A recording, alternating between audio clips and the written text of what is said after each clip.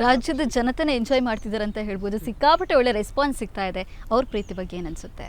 ನಿಜವಾಗ್ಲೂ ಎಷ್ಟು ಥ್ಯಾಂಕ್ಸ್ ಹೇಳಿದ್ರು ಸಾಲಲ್ಲ. ಯಾಕಂದರೆ ನಾವಿಬ್ಬರು ಇವತ್ತು ಲೀಡ್ಸ್ ಆಗಿ ಈ ಸೀರಿಯಲಲ್ಲಿ ನಾವು ಇದ್ದೀವಿ ಅಂತ ಅಂದರೆ ಕಾರಣನೇ ಅವರು. ಯಾಕಂದರೆ ಕಮೆಂಟ್ ಸೆಕ್ಷನ್ಗಳಲ್ಲಿ ನಾವು ಮುಂಚೆ ಸಪೋರ್ಟಿಂಗ್ ಕ್ಯಾರೆಕ್ಟರ್ಸ್ ಮಾಡಬೇಕಾದ್ರೆ ಇವ್ರಿಗೆ ಲೀಡಾಗಿ ಅವಕಾಶ ಸಿಗಬೇಕು ಅಂತ ಕಮೆಂಟ್ಗಳು ಹಾಕ್ತಿದ್ರು, ಅಷ್ಟು ಪ್ರೀತಿ ತೋರಿಸ್ತಾಯಿದ್ರು, ಸಪೋರ್ಟ್ ಮಾಡ್ತಾಯಿದ್ರು.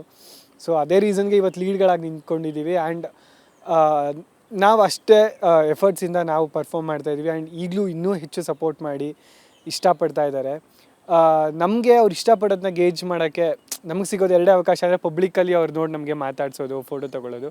ಬಿಟ್ಟರೆ ಸೋಷಿಯಲ್ ಮೀಡಿಯಾಲಿ ನಮಗೆ ಬರೋ ಮೆಸೇಜಸ್ ಮತ್ತು ಕಮೆಂಟ್ಸ್ ಎರಡೂ ಕೂಡ ಸಿಕ್ಕಾಪಟ್ಟೆ ಪಾಸಿಟಿವ್ ಆಗಿದೆ.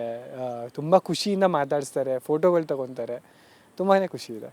ಇವಾಗ ನೀವಿಬ್ರು ಸೀರಿಯಲಲ್ಲಂತೂ ಸಿಕ್ಕಾಪಟ್ಟೆ ಗುದ್ದಾಡ್ತಿರ್ತೀರ, ಹೊರಗಡೆನೂ ಹಾಗೆ ಇರ್ತೀರಾ ಅಥವಾ ಒಳ್ಳೆ ಫ್ರೆಂಡ್ಸಾ? ಹೊರಗಡೆ ನಾವು ತುಂಬ ಒಳ್ಳೆ ಫ್ರೆಂಡ್ಸ್. Very good friends.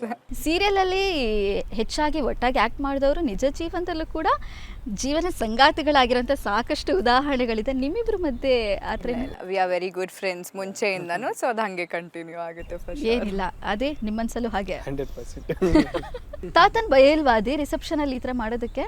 ಇಲ್ಲ, ತಾತನಿಗೆ ಮನೇಲಾದರೆ ಭಯ ಇರುತ್ತೆ. ಇಲ್ಲಿ ರಿಸೆಪ್ಷನಲ್ಲಿ ಜನ ಇರ್ತಾರೆ, ನೋಡ್ಕೊಳ್ಳೋಣ, ಆಮೇಲೆ ಏನಾಗುತ್ತೆ ಆಮೇಲೆ ನೋಡ್ಕೊಳ್ಳೋಣ. ಅವ್ರು ಮಾಡಿರೋ ತಪ್ಪಿಗೆ ಮೊದಲು ಅವರಿಗೆ ರಿಯಲೈಸ್ ಆಗಬೇಕು ಅನ್ನೋದು.